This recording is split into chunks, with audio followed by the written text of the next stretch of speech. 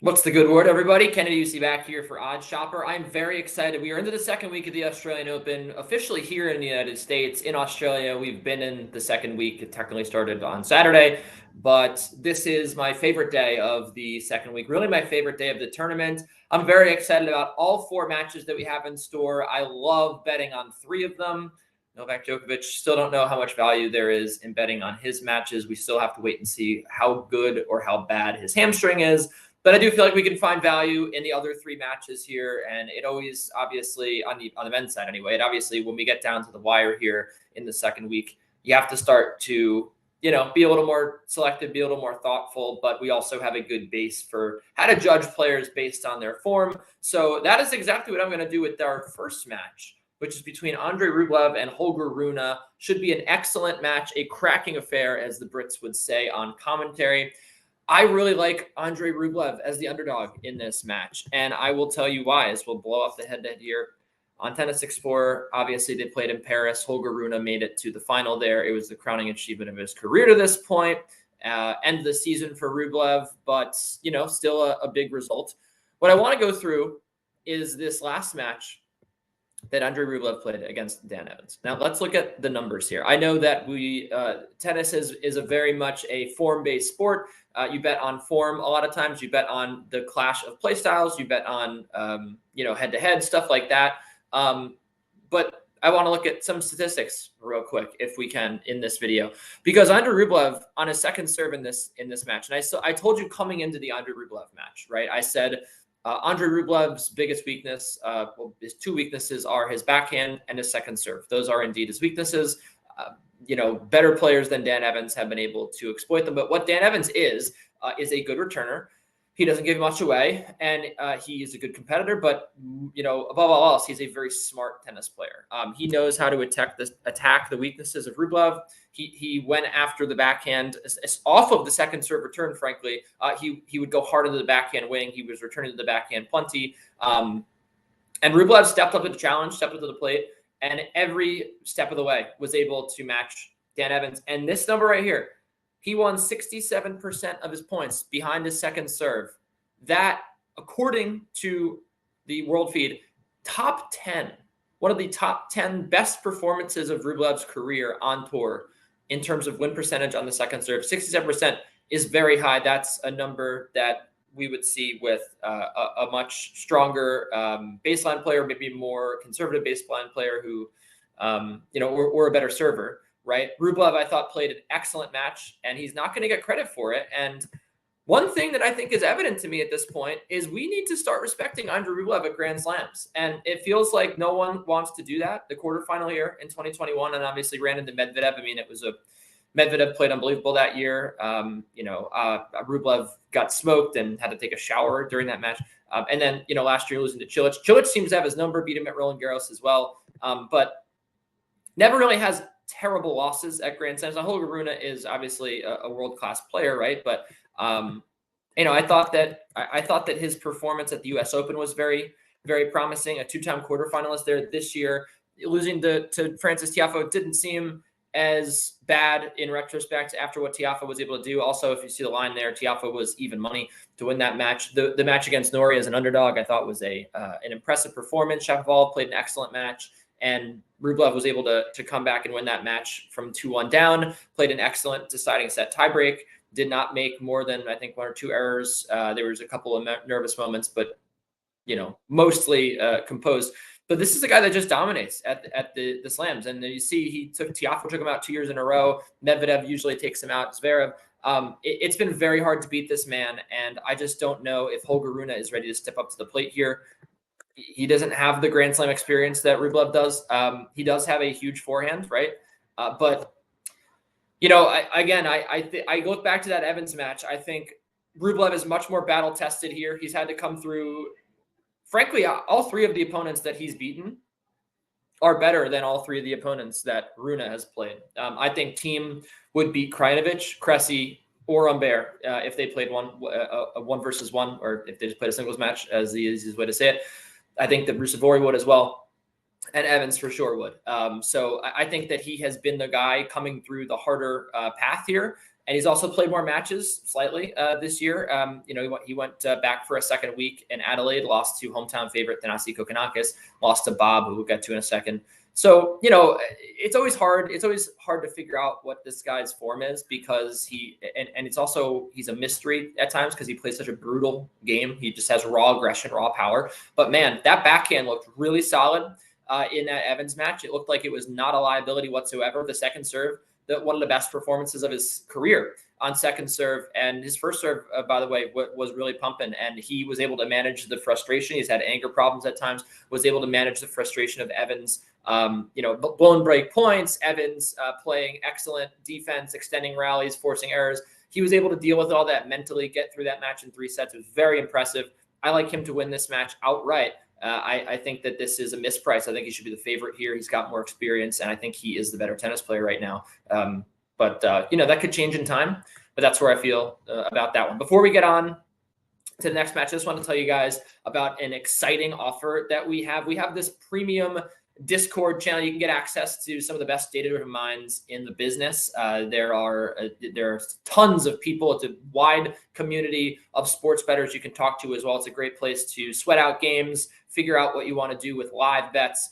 You can get access to all of our betting experts, all of these minds, this wonderful community, 100% free for the first week. And then it's $19.95 after. The details are below. The link to join is below. So feel free to take advantage of that offer. I think it's a wonderful deal. You can try it out. You don't like it, I guarantee you will like it. You can back away risk free, free, scant free, no charge. So please take advantage of that. Also, what you should do is please listen to me with this next point that I'm going to make, and that is that Roberto Bautista-Agut is not the same tennis player that we once knew. I said this in a previous video. I said this I think we were talking about the Andy Murray match. I mentioned it very briefly. But Bautista-Agut gets this insane respect from sportsbooks, and I'm not sure why. And even last night in watching RBA and Murray, it was an excellent match, by the way. I don't know how Murray pulled out some of these shots. In watching that match, the commentators were talking about how amazing he was at Wimbledon, right? Going to Wimbledon, losing to Djokovic, going to the semifinals there, talking about, his previous results here at the Australian Open. Obviously, he's been to the quarterfinals before 3 times. He's been to the round of 16, now 4 times here, making it to the 4th round. But all of this was in the past. Like, all of this was like 4 years ago. This is like a Bozo the Clown hung up on a clown from the 60s situation. Like, if you are hung up on 34-year-old Roberto Bautista-Agut, you need to get a life. I'm sorry. This guy's over. He's done. He was once a top 10 player. That was the peak of his career. He made it to 9 because he had the Wimbledon semifinal. He had an excellent 2019. It was like the twilight of his career. He beat Novak Djokovic at a Masters. He looked really good. This is all in the past. This is almost 4 years in the past to everybody involved. I mean, I'm not talking to you. I'm talking to odds makers in general.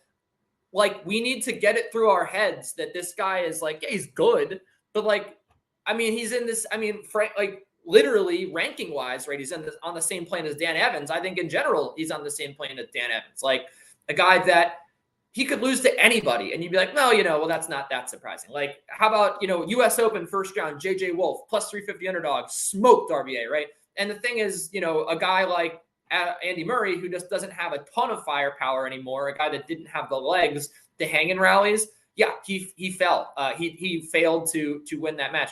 But Tommy Paul is playing excellent tennis right now. He's a guy that absolutely can hit through RBA. I thought he handled the raw aggression of Davidovich Fokina. I wasn't super impressed, but he handled it well. He was under duress a couple of times. And then the match against Jensen Brooksby, different situation. He just handled defense, and he was able to hit through Jensen, right? So 2 different kinds of matches, 2 different kinds of opponents. RBA is more of the latter, right? He's a guy that you're going to have to generate your own pace. Tommy can do that. He smoked him in the Paris Masters. I know that you look at these other results here, a Masters 1000 in Toronto 2 years ago, and then 2 clay court events. But I really think this is the trajectories of their careers are definitely in going in opposite directions. Tommy has continued to go up and up and up. He beat Carlos Alcaraz last year. He had an excellent 2022 season. Again, one of the big wins here, the win over RBA. And vice versa, RBA, his form is going down. Last year, last 2 years, really, post-COVID, he just hasn't been quite as sharp. He lost to Sun Woo Kwon in a final. That's kind of embarrassing. Losing to Sebastian Court really isn't that embarrassing anymore. But anyway, the bottom line here is I think Tommy Paul is a better tennis player. So I'm going to take him to win this match. And also I want to point out here, Tommy Paul is serving very well.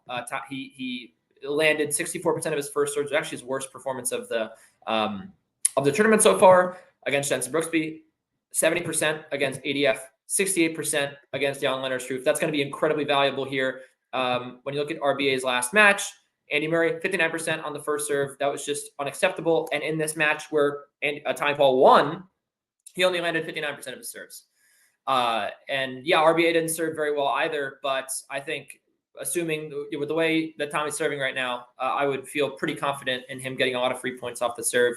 And I think he can win the long rallies. And I think that he absolutely can win this match. And I think he will. And it's a pick 'em. And I'm going to go ahead and take RBA. Final bet here, and I'm going to pull up to see what our best line is.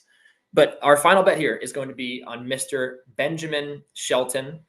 He is an underdog. Let's get to where. Yeah, here it is. Around plus 115.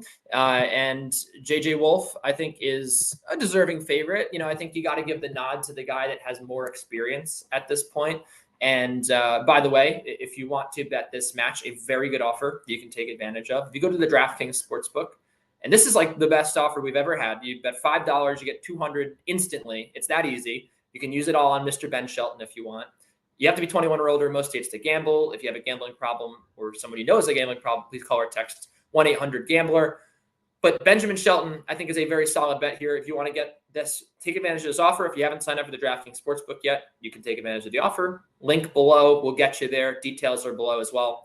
But Ben Shelton is an excellent option in this match. He has been serving like a menace. He has faced some power players here in Popyrin and Jari, a good baseliner in Zhang.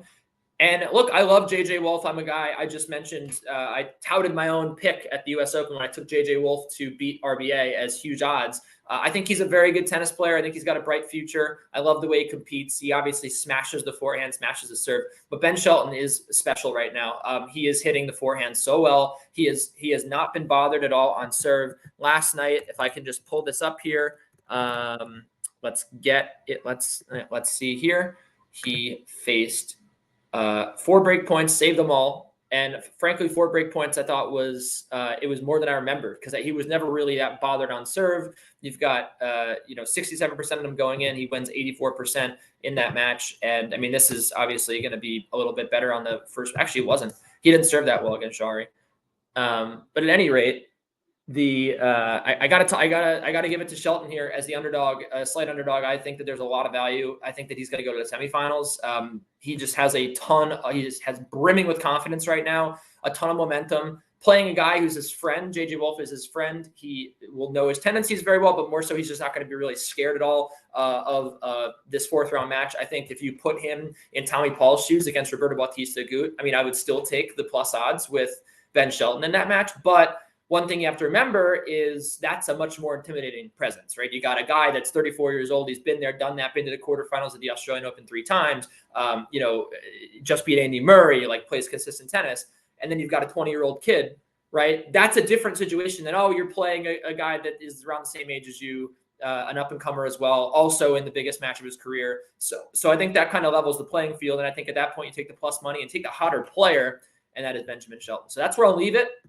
Feel good about those 3 plays. Feeling good about where we are at the Australian Open. And I'll be back tomorrow with some more picks as we roll into the quarterfinal stage of this tournament.